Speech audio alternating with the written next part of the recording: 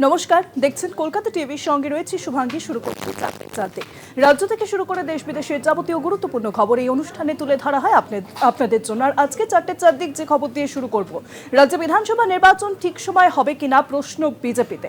নতুন সভাপতি মনোনীত পদাধিকারীদের পরিবর্তন হয়নি, রাজ্যে নেতৃত্বের টিম এখনো পর্যন্ত তৈরি হয়নি। গোটা রাজ্যে কাজ কিভাবে প্রশ্ন দলের অন্তরে।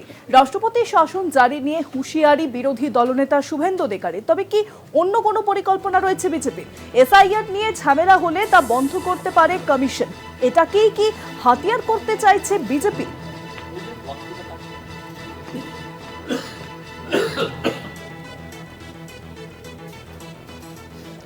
আর বিষয়ে আরো জানাবেন এখন নিউজরুম থেকে সরাসরি রয়েছেন আমাদের বিশেষ প্রতিনিধি অঞ্জন রায়। অঞ্জন দা, দেখো, নতুন রাজ্য সভাপতি হয়ে গেছে, তাই 3 মাস হয়ে গেল। সামনে বিধানসভা নির্বাচন, নিয়ম অনুসারে ফেব্রুয়ারির শেষে নির্বাচনের নির্ঘণ্ট ঘোষণা করার কথা।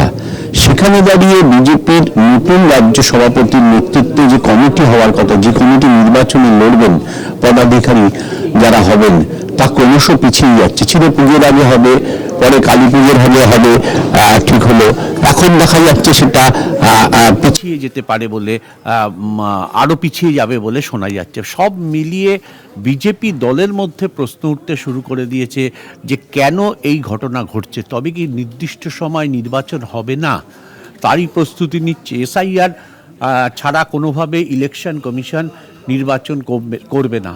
এসআইআর যদি না হয় তাহলে নির্বাচন হবে না। এবং সেক্ষেত্রে খুব পরিষ্কার বক্তব্য হচ্ছে যে এসআইআর করতে গিয়ে কোনো বিপত্তি যদি সৃষ্টি হয়, তাহলে সেক্ষেত্রে কি নির্বাচন পিছিয়ে যেতে পারে, নির্দিষ্ট সময়ে নির্বাচন হবে না।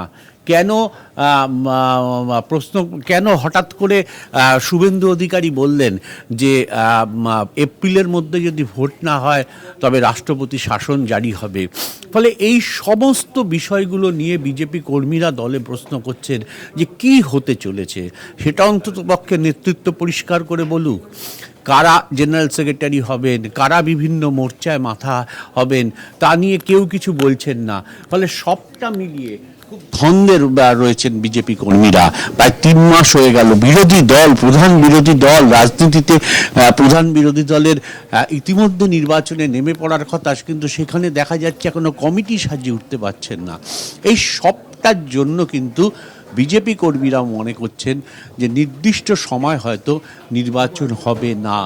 এসআইআর যখন লাগু হবে সেই সময় হয়তো থেকে এসআইআর কমপ্লিট হওয়ার মধ্যে একটা কোনো বড় দুর্ঘটনা ঘটতে পারে, যার ফলে ইলেকশন পিছিয়ে যেতে পারে, নির্দিষ্ট সময় না হতে পারে।